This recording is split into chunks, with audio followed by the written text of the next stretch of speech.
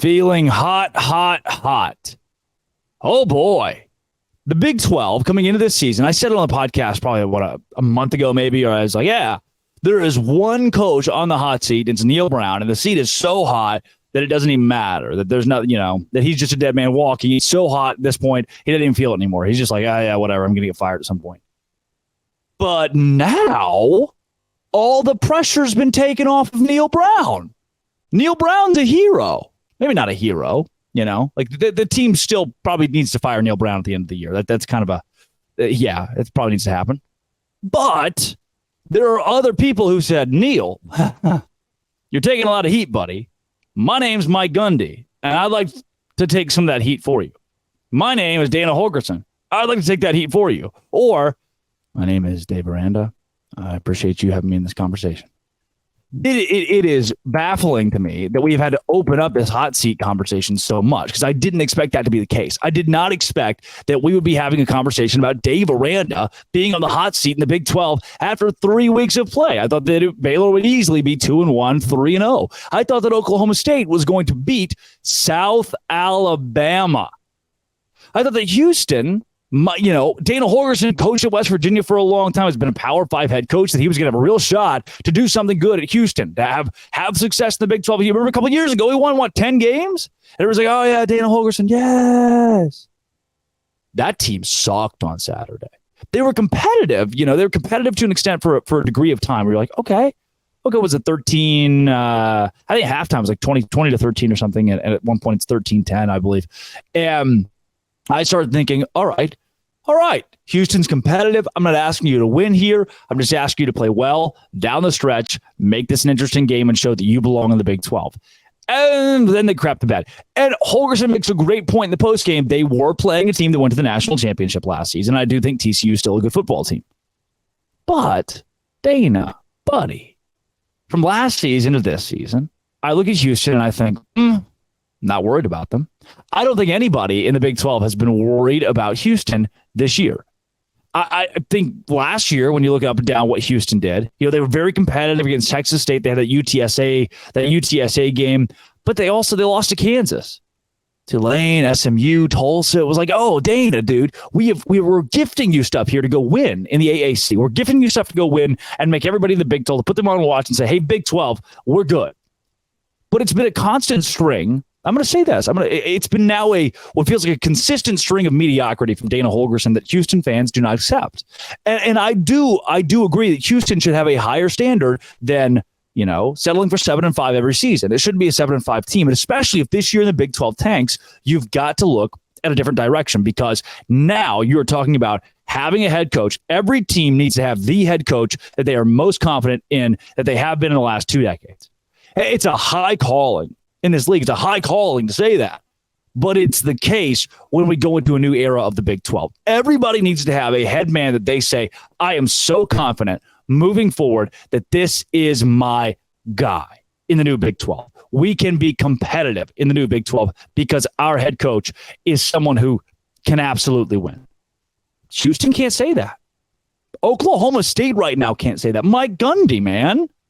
You had Knowles. Knowles was great. Then he leaves and everything just falls apart. And it's not even, oh my gosh, it's not even the defense right now.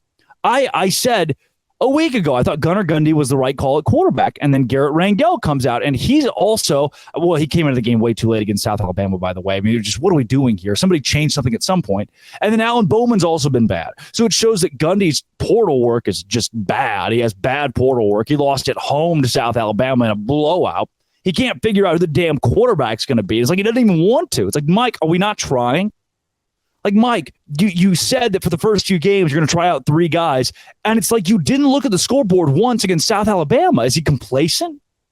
And now I know things. I have heard from many sources very close to certain programs that Gundy's tried to leave before. He's had conversations about leaving before. And the university, to an extent, has never ponied up and said, hey, Mike, it's time to part ways. But there have been times we get to every 3 or 4 years. It's like, oh, well, here it goes. Mike Gundy's going to be done after the season. And then it's always his hot seat year that he goes 10-2 or something. He just has one of those off the cuff wild years. And everyone's like, all right, well, Gundy just bought himself 3 more years. And here we are, Mike. You got to start winning. Matt Campbell at Iowa State. You just lost to Ohio 10-7. You can't be confident going into the new Big 12 against Colorado. Deion Sanders is looking at the Big 12 going, oh, why did we do this? Why did we do this? Because some of these programs look like jokes right now. Iowa State losing to Ohio is a joke.